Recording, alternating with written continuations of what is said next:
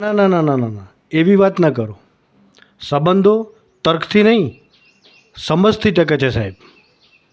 હું સાચો અને તું ખોટો આ સાબિત કરતા રહેવા કરતાં હું થોડું ધ્યાન રાખીશ, તું પણ રાખજે, એવું કહેવું શીખી જઈએ ને તો ઘણા સંબંધો તૂટતા પહેલાં બચી જાય છે.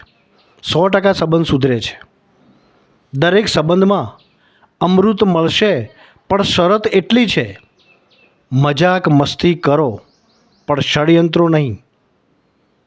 પુરુષ સંબંધને સાચવવા માટે પોતાનું સ્વમાન ગુમાવી બેસે છે અને સ્ત્રી પોતાના અહંકાર, જીદ અને કૂટનીતિના કારણે ભગવાનનો ડર રાખ્યા વિના તે પુરુષને જ ગુમાવી દે છે.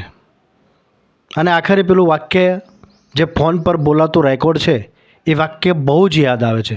અને વાક્ય ઘણું બધું કહી જાય છે કે તમે જે વ્યક્તિનો સંપર્ક કરવા માગો છો તે તમારી પહોંચની બહાર છે.